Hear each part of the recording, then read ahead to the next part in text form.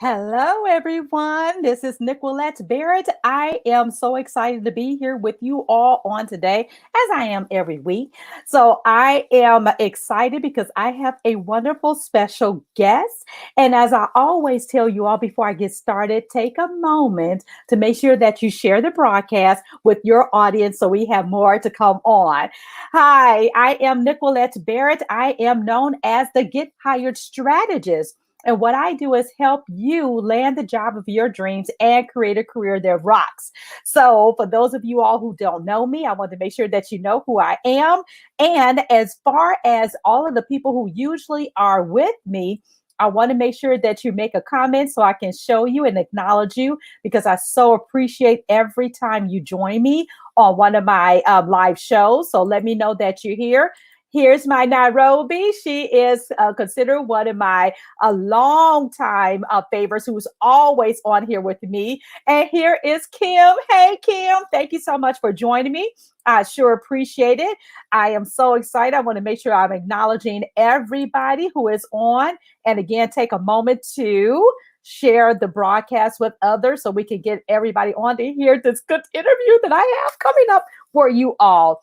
Let me see here. Now, one of the things that I did start last week, this is a viewer and soon to be listener supported live cast or live stream, live cast, whichever one you want to call it. So head on over to buymecoffee.com and buy me a latte. It's a great way for you all to support the show and also the expenses of the show as I continue to bring you awesome content and awesome guests. As you all know who have not seen me for the last couple of weeks, I have rebranded the whole show so I can stop being a talking head all the time. I said, you know what? I have some dynamic people in my network and in my circle that I want to bring on to talk about their careers. So I rebranded the show to be iRock TV, and I've owned that URL like forever. I don't know why I didn't use it before, but now I am using it. So iRock.tv. And what we do is have real talk about real careers and real results. And so therefore you can see and hear from my guests about their career journey, how they help career professionals and all the ins and outs, whether it's good or sometimes not so good. So you can get an understanding of what you need to do for your career. And some of the conversations I've had so far have been really hitting home.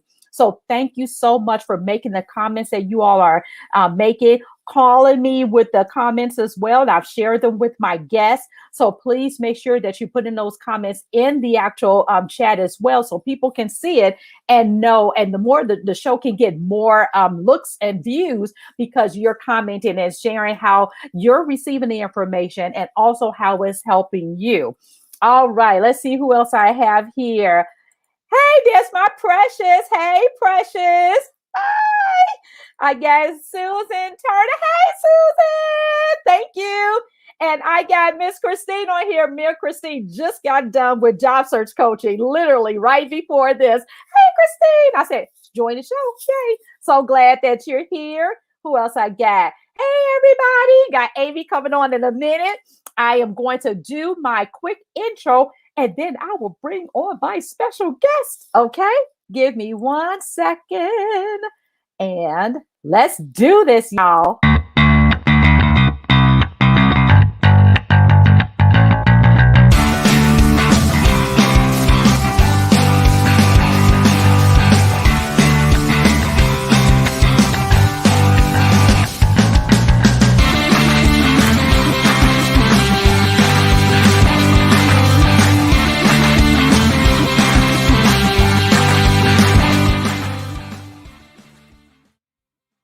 Right, and we are back. I am so excited to have my wonderful guest, Amy, on here with me today, you all. And what I am going to do is go ahead and read her bio so you all can get to know how powerful she is. I am just thrilled to have her on here today.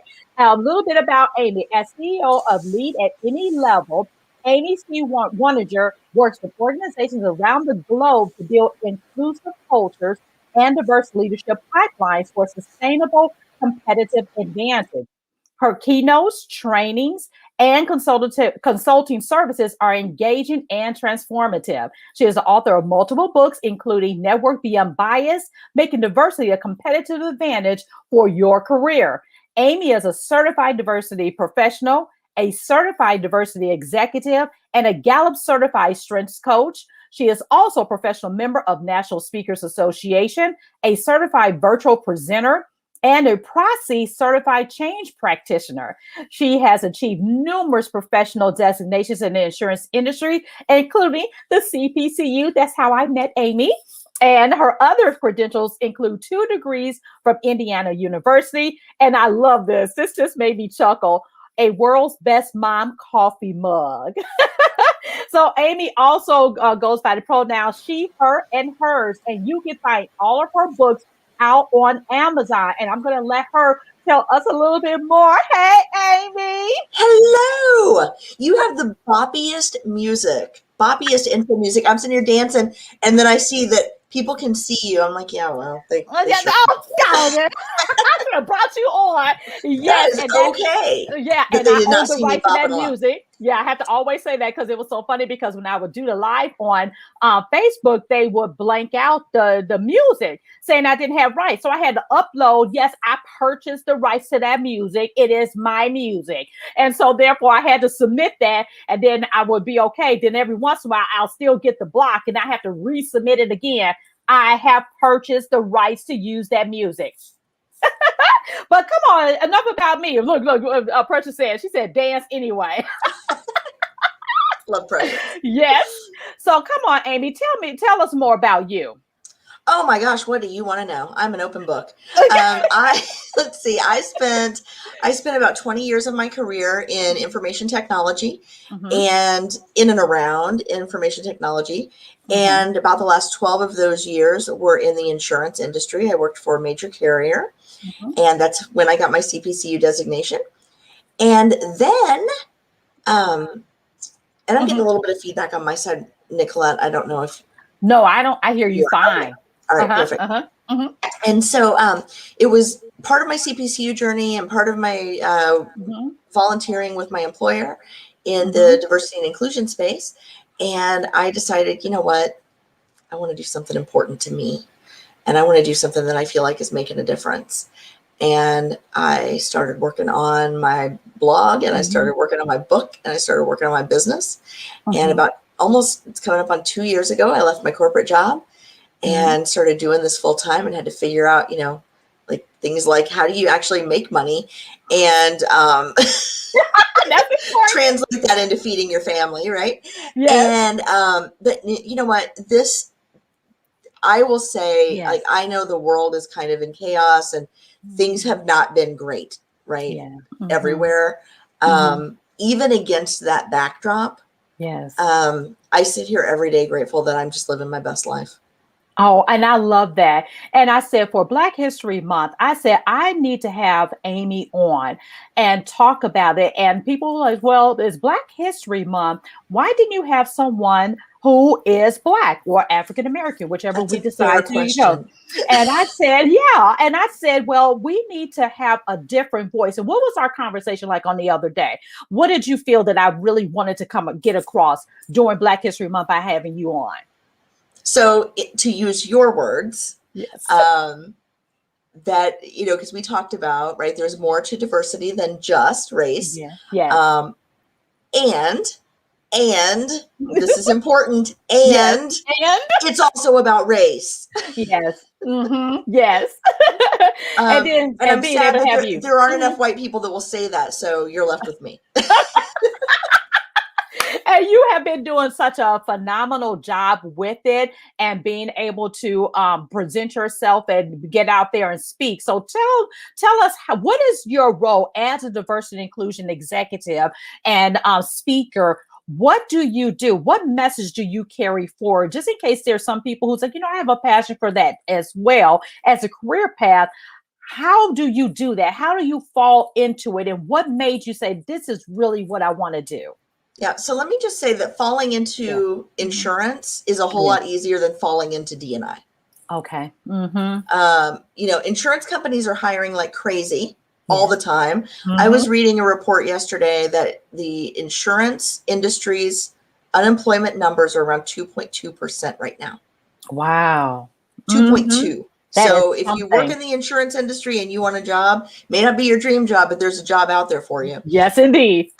You know, the sad news is, right, that it's not as easy to make money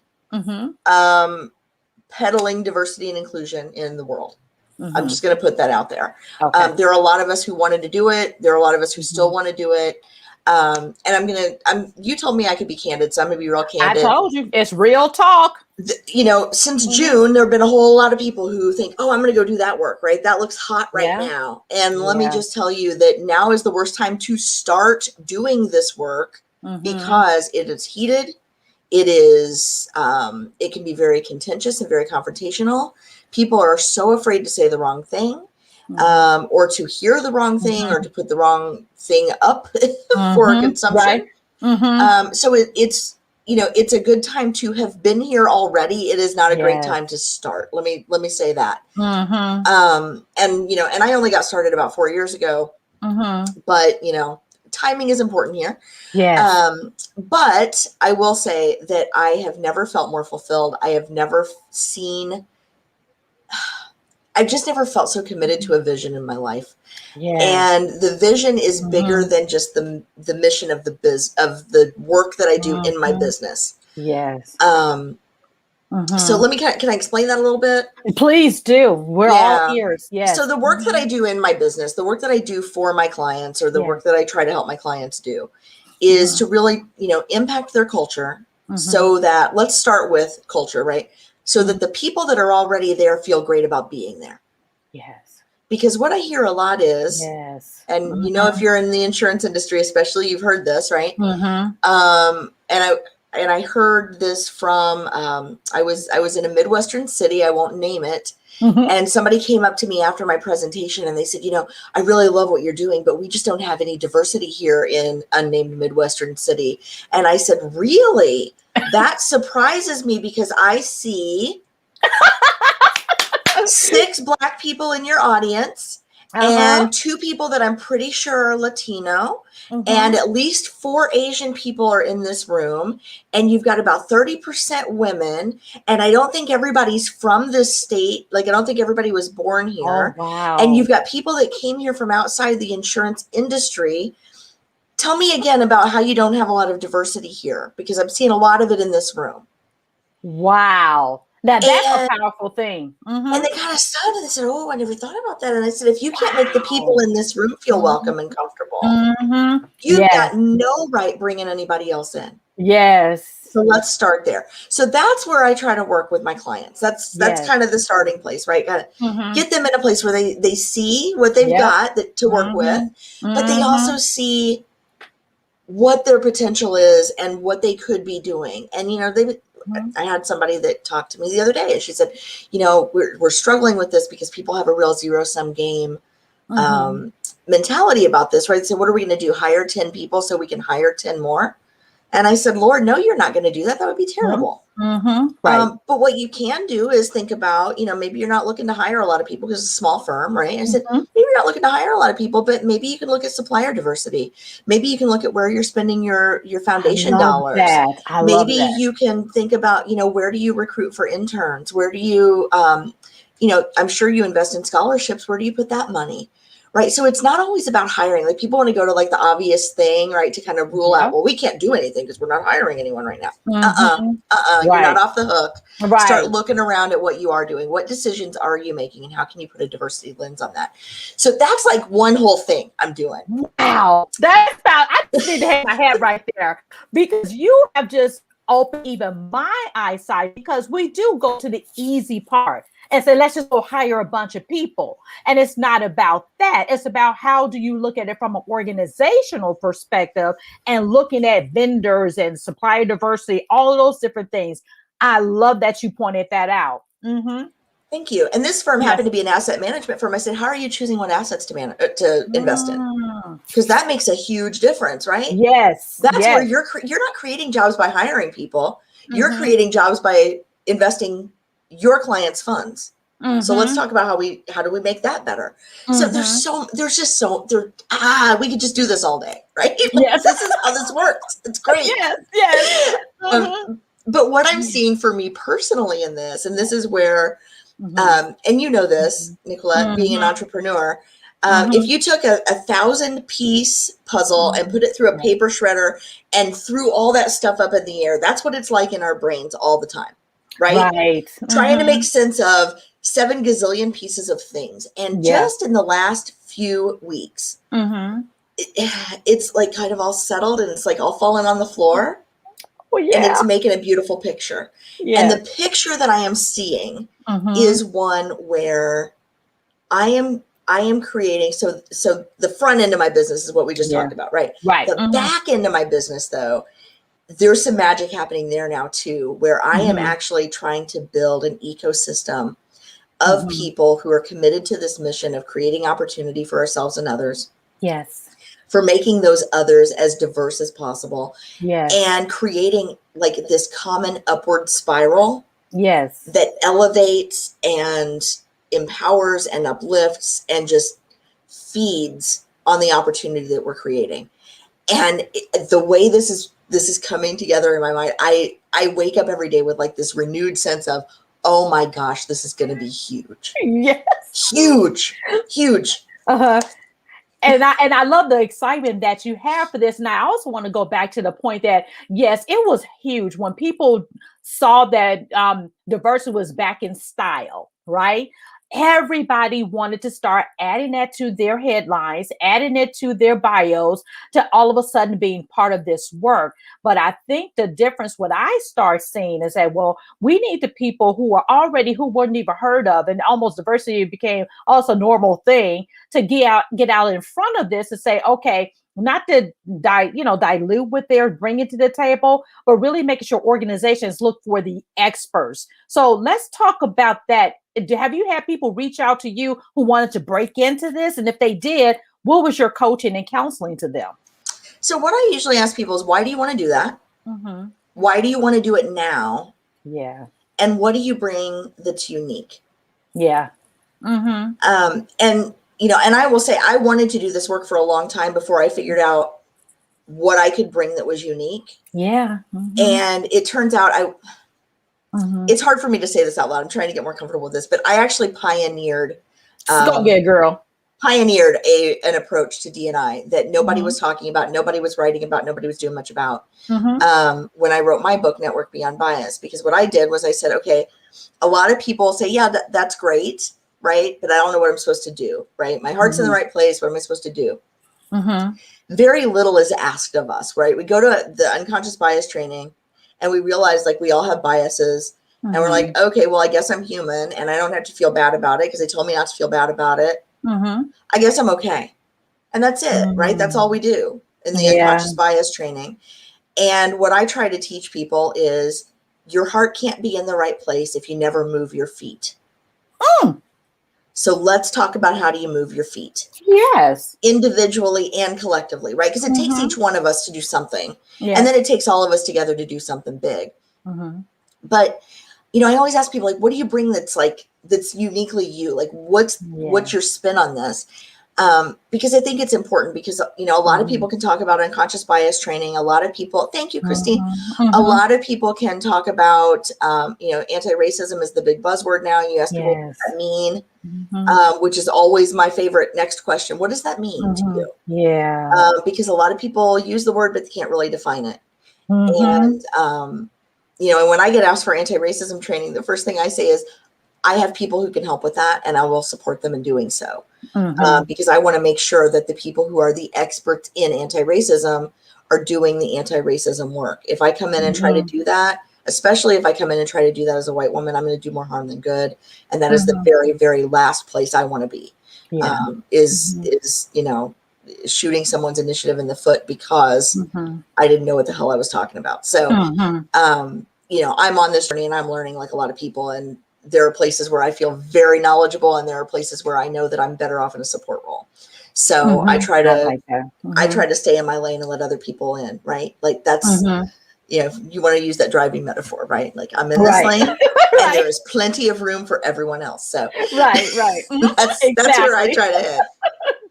Now, let me ask you this. Now, did you get a lot of reach out from organizations asking your opinion on how to hire? Because what I also was getting, I've seen it a lot. It's not something that I said myself, but also I thought about a lot of companies are running out to put in place diversity and inclusion executives, CEOs, directors for a Band-Aid. What would you say? So it's telling, even big corporations, it's telling where they put those roles. Does that person have a strategic role with real responsibility that affects the bottom line? And you can tell that by looking, do they report to the CEO or not? And I'm not saying that people can't do good work if they don't report to the CEO, but it's really a testament to the company's commitment to that person and their work, where they place them in the org chart. If a company's chief diversity officer is buried a couple levels under the head of HR, they're putting baby in a corner, right? To use the Dirty Dancing reference, right? They've drawn a little circle around, you play here. And what I love to see is when organizations really commit by putting their chief diversity officer right under the CEO, right? Same level of authority, same level of accountability, same level of responsibility as your chief financial officer, as your chief technology officer, love it, as your chief people officer, chief marketing officer, right? Chief operations officer, because chief diversity officer is a strategic role. There is absolutely no part of your business, going back to our prior, the earlier part of this conversation, right? From where you invest, from where you, not just where you hire, but where do you invest? Where do you market? How do you market? Who do you market to? What products and services are you creating? Who are you getting your information from about the products and services you create? Why this, I think, is coming so much to a head right now, even without the last 6 to 8 months of, what some people are calling a racial reckoning. We'll see, right? If it lasts, it was. If it blows over, I think the jury's still out on how serious we are in the United States about actually admitting, owning our history and trying to change. And I don't say that as a cynic, right? But I just like that this is a big thing for people to try to grapple with, right? Because we want to believe that our founders are heroes, right? We want to find the superheroes in our history, and people have been complicated for a really long time. And that's really hard for us to tease out in our brains. Wow. Oh, that's so powerful. I like that. People in general, I don't care what color you are, where you come from, we're all complicated people. Yeah, but we don't want to learn our history complicated, right? We want it easy. Good guys, bad guys, win, lose. Names, dates, facts, figures, right? Like we don't want to understand the nuances. Yeah. And we don't want to understand like the conflict in those stories, or the internal struggles, or like, okay, maybe they were really smart, maybe they were really good writers, but really horrible people. Like that's a possibility that we don't explore. So I'm on the fence still about how lasting this moment in time will be, and I'm hopeful, right? But I'm trying to like be realistic. So please don't go saying like, oh, Amy said like nothing's going to change. I didn't say nothing's going to change. Right. Saying we got to capitalize on this opportunity to move it forward and make sure that this doesn't get lost. And I'm hopeful. I'm just not convinced. So there was a question somewhere, and I think I lost it.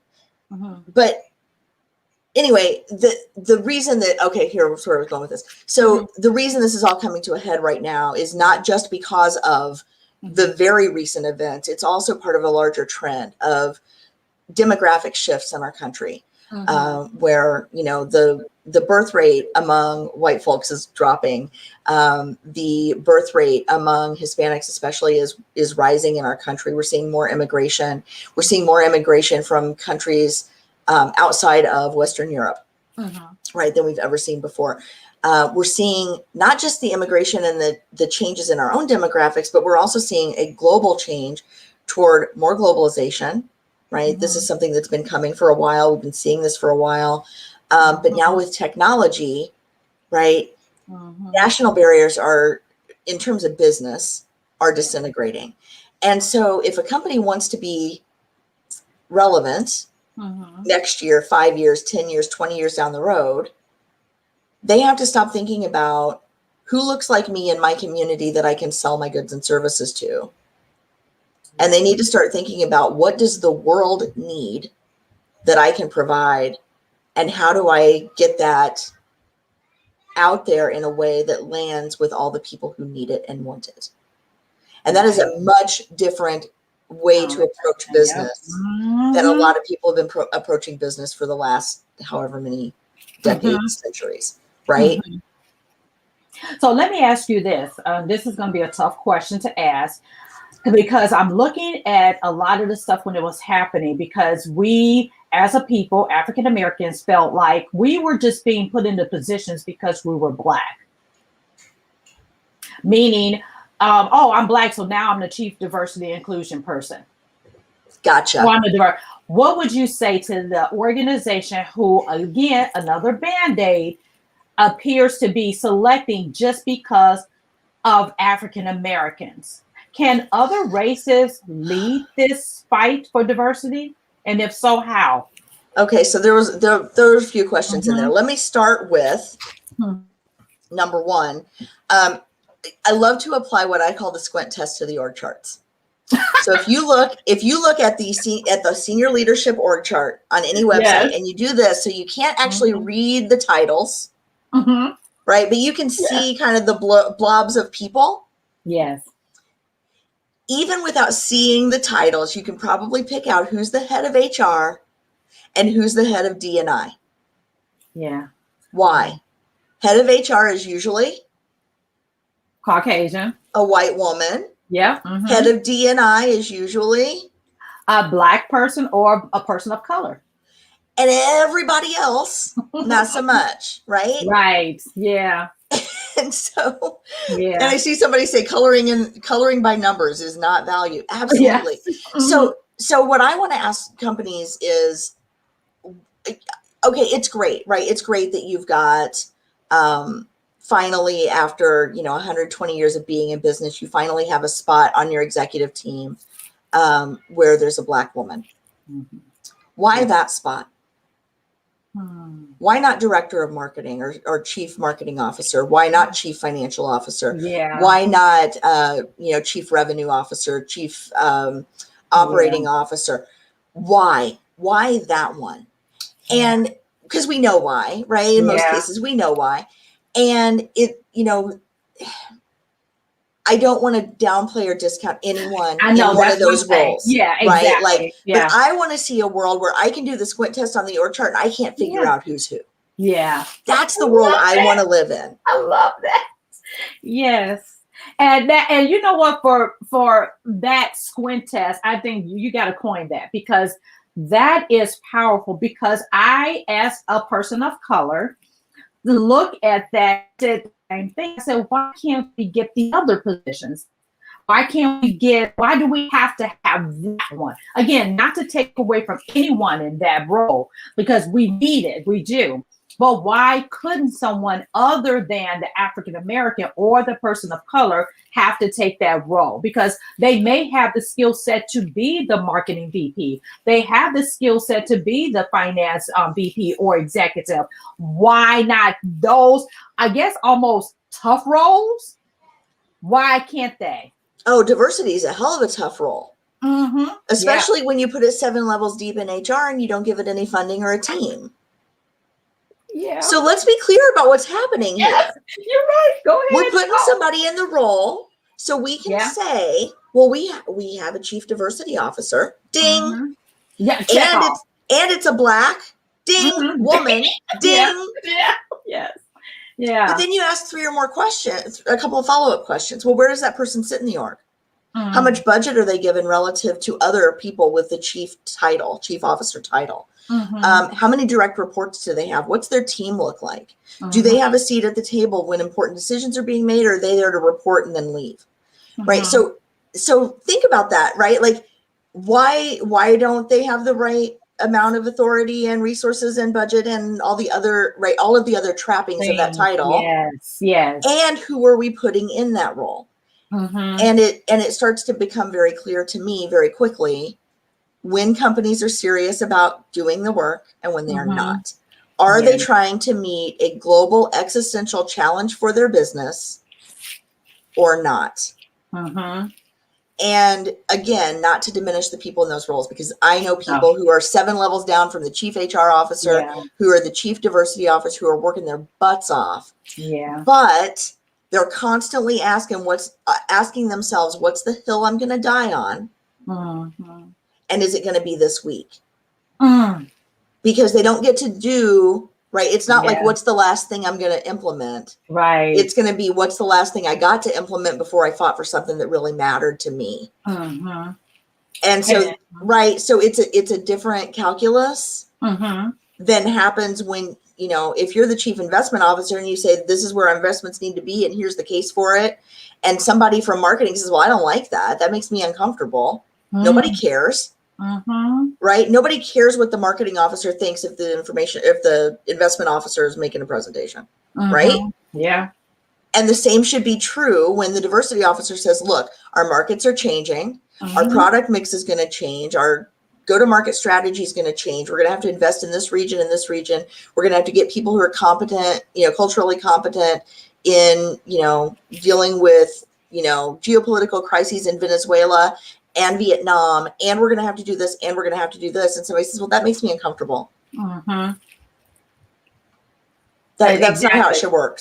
Not how it should work. No, thank you, Brian.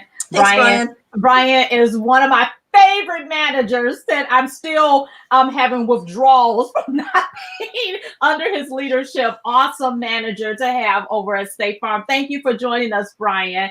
I mean, he's a great supporter of my show, and I so appreciate him. Thanks, Brian, for chiming in. Yeah, I've seen a lot of, you know, Kim in the comments, and Precious and Christine and Tammy. Thank you all so much for engaging. It helps us to know what's landing. So I appreciate that. And I love that you're saying that. And I love to watch the American Masters on television. I think it's on Kara, and they have some spotlights on there, you know, different people. And one of the things that Lorraine, she wrote the Raisin in the Sun. And her perspective on, you know, how we as a people are viewed in those outer ranks back in the 50s and 60s when she was trying to get her play written. And one of the things that you were saying, how people view holistically having a conversation, what that makes me feel uncomfortable. So they were telling her to take different things out of her Raisin of the Sun because the audiences will feel uncomfortable. They couldn't sell it. And she said, well, it was the fact that they didn't understand how the African-American family actually lived. And when we say brother, yo sis, and all that kind of stuff, that's just vernacular that's common in our race. So being able to understand that, not just, I'm speaking because I am African-American. I'm not just saying no one else has their own different ways of speaking within their culture. But for me, I say sis all the time. Hey, my sister. Hey, my brother. That's just something we use. So if we're marketing and we're spending our dollars, we have to understand, and it's not to make anybody embarrassed or uncomfortable, but making them understand. So how do you drive those conversations so that people can move away from being uncomfortable, but just being not, and it's not to make people feel embarrassed by their thinking. And that's what I don't want anyone outside of any person of color to feel. It's just about, are you open enough to receive? How do you navigate those conversations? Okay, well, first I want to say there are a number of people, and I'm not saying everyone, but there are a number of people who should be very embarrassed about their thoughts and words and behaviors. Okay. They should be very ashamed of the way they're behaving. And I don't think it's okay to say, well, they don't know better, or, you know, they live in a different time, whatever. If you can figure out a cell phone, you can figure out not to use the N-word. Yeah, you're right. Okay. Simple as that. Cell phones are pretty complicated. You know, right. Blanket banishment of the N-word from your vocabulary, not so complicated. I don't give everybody a pass. I think some people need to do some introspection that maybe have never been asked to do that in the past. Okay, fair enough. So I'm gonna start there, and you know, not to disagree, but yes, I love it. Go ahead, let's go. Let's start the conversation. Let's go. Yes, but you know. But then I think there is this moment, right, where there are a number of people, right, who they don't spend a lot of time in self-reflection. They don't leave their own bubble. They don't consider that there's another worldview beyond their own. And they're not doing that maliciously. It just does not occur to them. Right. Right. Right. And I understand that perspective a little better because I've lived that perspective. I'm an only child from the middle of nowhere. I spent almost my entire childhood just like entertaining myself and watching Price is Right. Like that was my growing up. Play with your Barbies, watch Price is Right. Right. Yes. Because my parents worked hard and they, you know, they had to be places. So, yeah, so I get that, right? I get that unexaminedness of some people's lives. But where I like to take that conversation is, how often do you have to feel uncomfortable at work? Yes. And what makes you feel uncomfortable? Okay. So as you look around, can you imagine times that other people feel uncomfortable that you don't? Yeah. How do you think that's true for them? Yeah. That's deep because I don't think they think that way. Yeah. They don't. And it's, you know, and I'll tell you one thing that really shifted my perspective. I was doing a, I love dropping this one on white people because they never see it coming. It's hilarious to me. But I was doing a program. It was like one of those post Me Too kind of like, you know, roundtable conversation, candid conversation, whatever, at a conference's breakout. And some poor man wandered into my room by mistake. He was the only guy in there. All these women, right, were having this conversation. And I'd actually started, like, I wanted to kind of get a feel for like who was in the room and whatever. And so one of the questions that I asked was, how many of you have ever pulled another woman aside at work to warn her about a male coworker? Right? Because it occurs to me that most women have had this experience, right? Some guy on the team, some manager, some client, right? Some guy, right? They kind of like, you've been around enough to know that this guy's not to be trusted, right? You don't have a drink with him after work. You don't let him, you know, right? Like, and not because he's necessarily like touched you inappropriately, but you certainly were afraid that would happen if nobody was around to witness it. Like you don't want to be in a scenario where it's your word against his, right? Right. Every woman I know, every woman in that room had that experience where they had pulled a woman aside who was new to the team, or a younger woman, or somebody in the office and said, look out for so-and-so. You probably, you know, like, just watch yourself. Watch yourself around that guy because you probably can't trust him. And I want to be very clear. It's not every guy, right? But women have to size up every guy to see if he is going to be that guy, right? Measured up to that. Yep. Right? Like we have to figure that out, because if something happens, whose fault is it? It's ours, because we weren't smart enough, or we weren't savvy enough, or we were too friendly, or we wore the wrong thing, or whatever, right? So women collectively have that understanding. Yeah. But here's the thing. My favorite question to ask Black women is, how often have you pulled another woman of color in the workplace aside to warn her about a white woman at work? Whoa.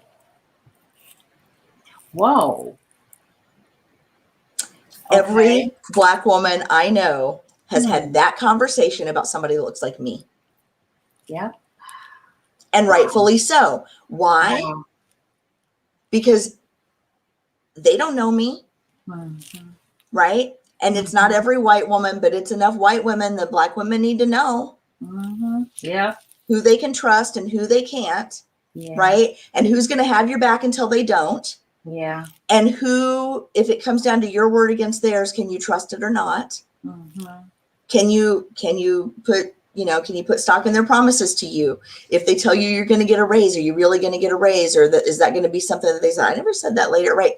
So it's not the same threat, right, that women experience with that guy in the office. But it's a very similar power dynamic, and it is there are very similar there's very similar calculation, right, that goes into those decisions. And I'm sorry about the background noise.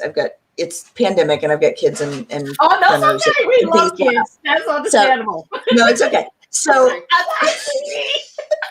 and there he is. But I think for for women, for white women to realize like those, like, hey, be careful about Steve, right? Yeah. Those conversations happen all the time, and we see it and we hear it and we have them and we're a part of it. But hey, be careful about Amy. We're not part of those conversations, so we don't realize they're happening all the time. Yeah. And I think when we realize that, this light bulb comes on, like, wow. Right. And so I think one of the problems that we have, and I know we're coming up on time, but one of the problems that we have in the workplace is, you know, the women's group becomes the white women's group, and they're doing their own thing. And then, you know, there's the Black employees group or the African American employees group, and they're doing their own thing. And the Asian American employees are doing their own thing. But here's what happens. All of those groups, if they were working together, would be unstoppable. Oh my gosh, yes. And I'm not saying ERGs aren't a good thing. I'm saying partner them up, right? You need to find the overlap. Collaboration. You need to find the overlap with every other ERG, right? So you need to have the, you know, the Black Pride celebration, right? And you need to have the Asian Women's History Month celebration. And you need, you know, so we need to do a lot more in the intersections, because I think there's real opportunity there. Instead of trying to say, well, I'm going to get, and I'm speaking specifically to white women here, instead of thinking, well, I'll get there and then I'll help everybody else. That is not going to work. That is not going to work. It hasn't worked for 200 years. What works is we're all going to get there together. Right. Now we have a question. Yes. Do you believe Black people are more resistant to inclusion in the workplace? That's deep, and that's coming from us as a people. What do you think? I don't know if I understand the question. Black people are more resistant than other people to inclusion? Okay, one of the things that you probably have heard from us back in college, all the Black people would sit together and all the Caucasian people would sit together. I went to a top 10 university, University of Illinois at Urbana-Champaign, where it was, I think at that time, maybe 3% Black. So we gravitated toward each other. Well, there's safety in numbers, and I don't think anybody can fault you for that.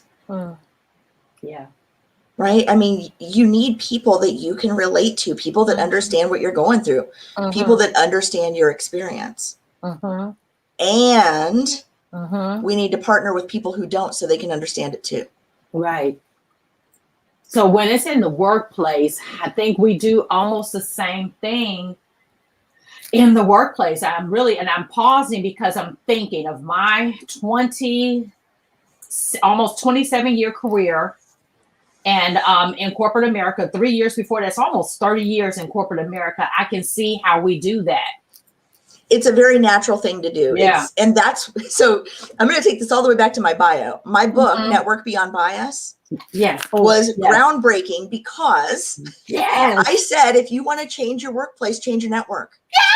Girl, when I said that is exactly what it's about. So we got to go down that road. So this is all networking, because I want you all to make sure you find her and connect with her, and we connect with each other. So let's talk about that book. What prompted you, and what is the essence of that book? So I'm going to grab the book.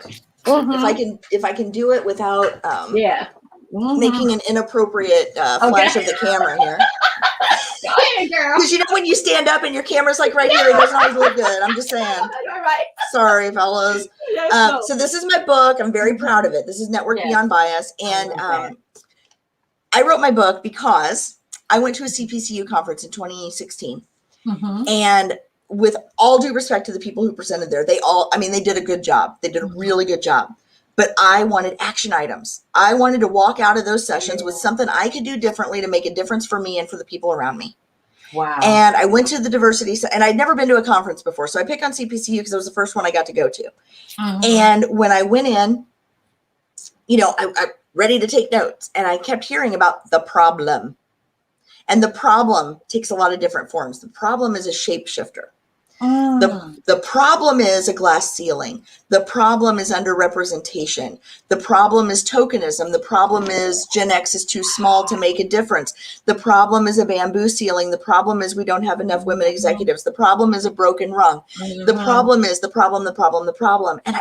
But how do we fix the problem? No one was talking about Nobody was talking about how to fix the problem.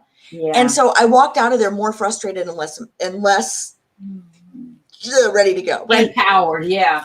Like I didn't have clear next steps, and I wanted clear next steps. So what I did was, because when you don't know what you're doing, everything seems easy. I said, well, maybe just next year I'll talk like that. Well, but it's true, right? When you don't know what you're doing, it's like, well, sure, I can do that. Yeah, I can do that. Wait a minute. Sign me up. Yeah. So I pitched to the society that the next year at the conference, I wanted to speak on what people can do differently to improve diversity and inclusion in the insurance industry. Yes. And I came up with 3 beautiful sentences about why somebody might want to attend the session. And I came up with 3 amazing takeaways. Yes. And they said yes. And I had 0 minutes of prepared anything. So now you had to get to work. So entrepreneurs, build it or sell it before you build it, but then get to building pretty quick. Because if somebody says yes, you're in trouble. Yeah. So I had a few months, and what I did was I put it off because that's what I do, right? I was like, yeah, I'll figure it out later. And I was on this long car ride with my family, and my husband was driving. And I have to say that because insurance industry people think if you're multitasking while you're driving that you're, right? They're like, right. Christine said, "Brave woman." Be gone, devil. No, brave. I was not driving and brainstorming at the same time. Right. But I have my notepad and I'm writing. I'm like just dumping anything out I can think of. And I do a lot of word puzzles. I'm really big into crosswords and word games and scrambles and stuff like that. And the harder the better. I love that kind of stuff. And these first letters of these words start jumping out on the page to me. And I was thinking, what will get everybody in the session? Well, it has to be good for their career, because that's why people are CPCUs. They care about their career. They care about the industry. So, but that's about all they have in common, right? Because they might be agents, they might be brokers, they might be executives, they might be call center people, but they all care about their career. They all care about the industry. So, okay. So it has to be something that helps them in their career. And bonus if it helps the industry. What do they all need for their career? Well, everybody's going to need a strong network. So that's kind of where I was thinking. And I'm like, okay, well, a network is a really good place to decide where's your commitment to diversity and inclusion, right? That's a good, that's a good overlap. I can work with that. So I started brainstorming and I thought, well, what would a good, robust, diverse network look like? And I created this assessment tool that was based on acronyms. Network like a champ. Champ is who do you need in your network? And then ignore is what perspectives does your network ignore? And I took my own assessment on paper. I was so excited. I was like, oh, this is going to be great, right? Like, get me in there. Like you can see it, right? I was like, ooh, bring it on. I love it. I failed this assessment so badly. So badly. And I realized I was talking a good game. And again, really believed my heart was in the right place. But I had never moved my feet in any meaningful way to get me where I wanted to go. And I changed everything as a result of that. So here's what happened. Fast forward. I have great content, right? Really sticky, awesome content. I am ready to present. I'm practice the heck. I'm good to go. 2017, Orlando, hurricane, no conference. Come on, insurance industry. We couldn't see that one coming. Stop. All right. There are cat models. Like we should have known. We should have known that, right? Yes, exactly. So that didn't happen. But I'm sitting there on this I'm gonna say groundbreaking, life-changing model for thinking about this stuff. And I say that because that's why I kept going, was because I was like, I can't sit here with this on my desk and not share it with anybody. So I told myself, well, if it's not going to be this audience this time, I'm going to find an audience. And in 2018, I found 35 audiences. And in 2019, I found 45. And in 2020, I did over 75 presentations to different groups, including to some household names. I mean, brands that you have heard of. I have talked to their employees about this stuff. And in 2019, I ran out of days off to go speak And I was like, I guess I'm going to have to figure out how to make money speaking because I'm out of days off. So I'm just going to go do that now. See ya. And I actually put in my notice. I put in my notice on International Women's Day. So that's like a holiday for me now.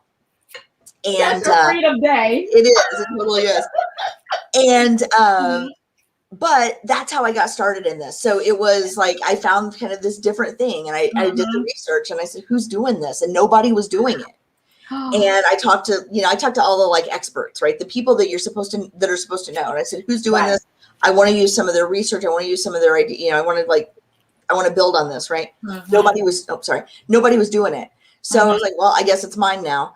And so that became the book, became the talk, basically became the business. And I talk about a lot more stuff than that because I think this is an important facet of inclusive leadership, but it's also important to be able to respond to change. It's also important to be able to recognize your strengths and appreciate your strengths and those of others. It's also really important to be able to give and receive good feedback, which is a huge contributor to the achievement gap for women and people of color at work. Is we don't get good feedback from our male managers because they are afraid that we will cry or get angry or get offended. And so, there are so many facets to this that make people good, inclusive leaders that can position organizations for success. Right, where they're creating opportunity for themselves and for others inside their organizations. But we don't get to that point without the inclusive cultures and the diverse leaders themselves. And I love that. So if you were to tell organizations what to do in their plan, what would be the top 3 things that you would tell them that they must include for the longevity of their diversity, equity, and inclusion focus? What are the top 3 things that you would tell them? So I would say, number 1, you need to assess. You need to figure out where you are. Yeah. And I offer some different assessments in that, to help with that. Number 2, you need to put that lens on everything, just like you have a compliance lens on everything. Or an ethics lens on everything, just like you have a quality lens on everything. Yes. Just like you have a people lens on everything. And DEI is not just about people, by the way. It's about every part of your business. And so you need to really think about, like, what are all the different facets of our business that are affected by this, and what are our targets from that perspective? So how do we be the kind of organization that's going to be around in 20 years when the demographics change underneath us, when all of our executives retire and we don't have the people, in place, we don't have the succession plans in place to account for that, when we can't attract new talent because nobody knows about us because we've been recruiting from the same 3 universities for the past 100 years. Yeah. Right. Like, like these companies really need to think about this. How do we invest in the local workforce, even that don't work for us, so that we have a thriving consumer class that can buy the shit we sell. Right? And a pool to draw from, right? Right. I mean, there's so much that goes into this. So you asked for 3 things and I'm giving you a big thing. But first of all, know where you stand right now. Yeah. Second is think bigger than you're probably thinking. And third is call in some help, because it's a lot easier for somebody like me to come in and talk about this stuff. And everybody is kind of, everybody in the company is kind of in the same place, right? Rather than, putting up a sacrificial lamb from the DNI office to make them do it, or picking, like so many companies horribly did after the George Floyd murder. Well, we're just going to we've got like 3 or 4 hourly people who are Black. Why don't we just have them talk about their experience working here? No. Yeah, that happens. No. Yeah, a lot. Yeah. Yeah. But now I'm going to switch it over. Since you've talked about, I've asked you about the organizations. Let's turn it personally. What would you tell an individual? I don't care if they're a person of color or not. What would you tell them to do to make sure that they are in alignment with diversity, equity, and inclusion? Sure. So the advice that I would give to everyone equally is, there are ways in which you are privileged and there are ways in which you are disadvantaged. And what I mean by that is, okay, so you're a Black woman, which puts you not in a great spot for women and puts you not in a great spot for being Black. Let's face it, right? I mean, because you've got the intersectionality of sexism and racism. but maybe you're able-bodied. Mm-hmm. And you can look around and you can say, you know what? Our workplace isn't very accessible to somebody who's on crutches, or somebody who has prosthetic limbs, or somebody who is hard of hearing or deaf, or someone who is dyslexic or autistic or uses a wheelchair. Right? Maybe you have a visible disability, but you're white, and you can speak out against racism. Maybe you are a woman, but you're a cisgender woman, and you know that trans people can't even get a foot in the door in your organization because they can't even make it to the interview, because as soon as somebody sees, looks them up on LinkedIn, they're out of the race. Like, we all have places where we have some kind of power, where we have some sort of voice, not to speak up for ourselves, but to speak up for others. And I'm going to say, I think that the most powerful thing any of us can do is speak up for somebody else. Yes. That makes you a leader. And I don't care what your job title is. I don't care where you sit. I don't care if you have no job. If you speak up for somebody else and you put yourself on the line for somebody else, you are a leader. And if you're not doing that, I don't care what your title is, you're not a leader. You're a manager. And that is not the same thing. So that's the advice I have for everybody. Now, it gets a little different, right? Because if you're white, you've got some serious clout in your organization. You can sit there, not do a whole lot, and probably just keep moving up because you fit the mold of everybody who's ever been in an executive role since the beginning of time. I'm not saying white people don't have to work hard. I'm saying we don't have to work as hard. So I want to be really clear about that, because I don't want all the people in my mentions going, you said this. No, that's not what I said. Just because you heard it doesn't mean that's what I said. You're right. Yes. So let me be very clear about that. I'm not saying white people don't work hard. I'm saying we don't have to work as hard. Just like men work hard, but they don't have to work as hard as women, right? Just like people who are able-bodied don't have to work as hard as people with disabilities have to work for the same opportunity. Just like people who are cisgender don't have to work as hard as people in the trans community to gain acceptance and gain access to opportunity. Just like straight people don't have to work as hard, right? Because of all of the baggage and violence that comes with being gay. So the message changes a little bit based on who you are and where you sit. Yes. But the universal thread is stand for something other than your own self-interest. Oh, that's what I was hoping you would get to. We have to take it off of our own interest, because it's easy for us to get caught up in me and what and my hurts and my vision and it's like, no, it's not about that. What can I do as an individual, irrespective of something that's apparent, which is the color of my skin, that I can help other people? That's powerful. Absolutely. And since it is Black History Month, let's look to Dr. King as an example. Yes. He did not just stand for Black people. He did. He stood for all people who were being oppressed by, an exploitative system, right? I mean, he died after speaking on behalf of sanitation workers, not Black sanitation workers, sanitation workers. He wasn't a sanitation worker, but he stood up for them, right? And so, and I realized he was killed because of racism, not because of classism. He was killed because of racism, not because he spoke up for sanitation workers. But if we're going to look to people as examples, let's look at those times when they stood, not just for themselves. It's okay to stand for yourself. And you need to stand up for other people too. That's the connector, that word and. Yep. And just like Christine said, we can only fix things when we can confront the truth.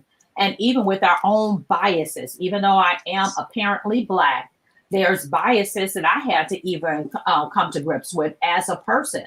So who am I to put judgment? And Christine and I had a very deep conversation about this, about, going from a Christian perspective, sin to sin to sin. And it's not, the Bible doesn't rate them, how can you say someone of gay or bisexual has a worse sin than somebody who stole? So that whole thing. So we have to look at it from a different lens, right? And say, okay, well, what are some of the biases that I carry as an individual, irrespective of what God has assigned to me as an individual? What can I do? And I love the fact that doing that and connecting and confronting our own biasness and looking at it from a different lens, especially when you talk about the person who is disabled. I never really even thought about that, but that's something that I know I can look at. So making it just that plain and simple gets to the heart of all of us, and everybody has a responsibility. Wow. This has been fabulous. Fabulous conversation, fabulous questions and comments from our audience. And I always ask this last question before we give your how people connect with you. If you were to say, I as Amy, I rock, how would you say that you rock? I rock because of what? I rock because I am intentionally creating opportunity for myself and for other people every single day. And my definition of other people is all inclusive. I love it. Now, Amy, tell us how we get more of you. What can we do to spread you around to everyone? I love that my boss was on here. I'm hoping he said, I need her information so we can bring you there. How do people get in contact with you? So when you asked how to get more of me, I was just going to say, I've been eating a lot during COVID. So there's plenty of me right now. Don't even go there. There is more of me. There is more of me every week. I'm just here to say. Hilarious. I want a little less of me. Yeah, right. But my doctor told me the same thing. Next time I see you, I want to see less of you. My doctor is so. I'm like, okay, thank you, doctor. Okay, go ahead. Say, I want to see less of you too. I'm finding a new doc. Right. So what? Yeah. So the best way to find me, is lead@anylevel.com. And the website's always, like, every website's a work in progress. I don't know anybody that loves their website. The website's a work in progress. We're getting there. Look for some exciting new stuff coming soon. But no, I am super available right now for helping companies solve this problem, for, connecting. I also work with individuals as a strengths coach now. So there's a lot of different ways to kind of get in my orbit, and, let's do it. Let's make that, like I said, I want all the people in my orbit to be on this constant upward spiral, not just of success, right? Not just of, like, the monetary, because, like, I mean, we need that, right? Like, that's the world we live in. Right. But also, oh yes, just this happy, right? Just like being in the place where we're doing the work that fulfills us, that feeds us, that makes us happy, that we're out there having the biggest impact that we can have. Yes. The biggest positive impact in the world, because that's what I want to leave. I want to have mattered, and that's how I want to have mattered. I want to have mattered because I helped other people matter. And tell us what Precious is on you. What did we just do today? Precious. Yes. So you're going to, you want more. First of all, you want more of Nickquolette. So you're going to be subscribing to the Get Hired Strategist, I Rock TV on YouTube. Absolutely. And where this episode will also be connected on my YouTube channel, which I'm trying very hard to grow right now. So thank you, Precious, for that. Yes, my YouTube channel, look for me. You can just search Lead at Any Level, and I will come right up on YouTube and subscribe. I'm doing this really cool thing right now where I'm doing just 1-minute videos every week on how to build a robust, inclusive, and diverse network online. And so every week, tip drops. I put them on LinkedIn. Connect with me on LinkedIn. I'm can't wait to hear from you. Let me know that you found me here. And talk to your boss about bringing me in, working with your team, because I can make your team better. I can make your team function better and work better together and be more inclusive and be a place where you want to wake up and go to work every day. Well, that is fabulous. I am so excited about your channel. As soon as I saw Precious put it out there, or no, you put it out there, and Precious had that beck and call, I snuck on. I said, okay, done. I went on ahead and subscribed real quick, and I cannot wait to hear the 1 minute. That is so fabulous. Please go out there and subscribe, y'all. Amy is a powerhouse in this industry. And I love her uniqueness, her passion, and the fact that she started doing this well before it became fashionable, I should say. And it actually, D&I was very big back in the day, then it died off, and now it's come back. But it should be something that's every day. And Amy lives this, and you can see the passion. from her when she speaks about this, and also diving into who we are as individuals, because it's not just about organizations, it's putting the onus on them. We make up the organization. So how are we showing up every day at work?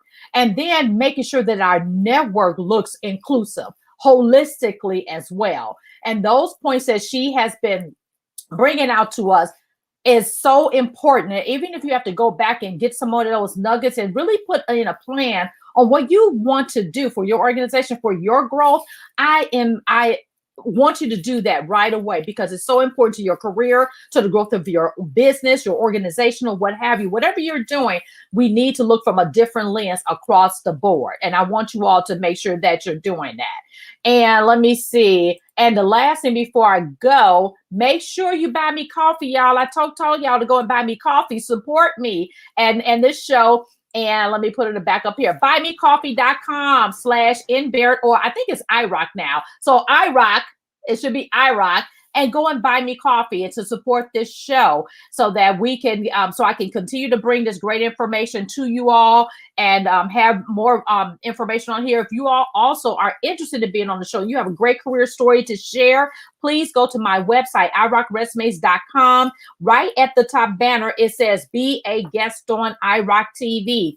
Fill that information out, and then you can book a time that's available for you for your slot to be on the iRock TV, because your stories matter. And I want to be able to tell your story. And let me see, we got somebody else.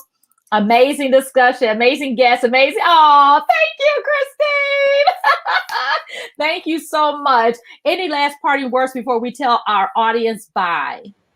No, thank you so much for having me. This has been so much fun. Yes. And I hope we get to do it again soon. Oh, girl, yeah, I'm bringing you. Because I got more to talk about. I'm telling you.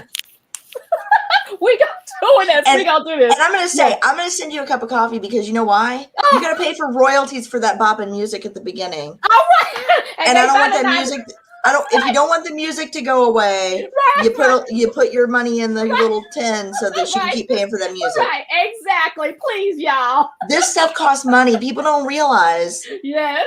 All the software, all the music, it costs money. All the equipment and all that kind of stuff. It's money. And this is my first time in over 5 years I've been doing this. And I said, you know what? I'm gonna find a small way that someone can help me. And I was so excited to find this actually on YouTube, looking something up, because I'm always on YouTube trying to learn something, including how to work my Instapot. But anyway, trying to work and do all of that. So I found it and I said, I want to do that. So I'm glad to be able to have that outlet. And I know we've been supporting Precious as well. So it's a really small way to say thank you. So Tammy wants your book, and it's on, right? And it's on Amazon. Your website. Yeah, if you want a signed copy, you go to shop.leadatanylevel.com, and that's where you buy signed copies. Okay, yeah, I'd rather for you all to do that. You know, my books are on Amazon too, but I prefer you buy directly from me, because I get more than 2 cents royalty. So buy directly from her. And so go to shop.leadatanylevel and make sure that you buy, so you can get your signed copy. Thank you so much again for being my special guest, Amy. It's been a joy. It's been a great conversation, very candid conversation. And as Tony said, it was about, I think he said something about the elephant in the room. Let me go back to his comment. He said, can I find it? Yeah, because it was about the elephant in the room. We need to talk about these things. And so it's very important to get it out. And I love having your perspective during Black History Month to talk about what we need to do. Thank you so much. And everyone, thank you all so much for being with me. If you are watching the replay, make sure you put the comments, #replay. Because I do want to make sure that you are getting this information and continue to share it with your network, so others get to know who Amy is, and also be a subscriber to this show. Thank you so much. Bye. Thank you, Amy. Oh gosh, this has been absolutely phenomenal. Let me go back here and get this out, and I'm gonna do my closing. Bye everyone. See you all next week, same time, same place.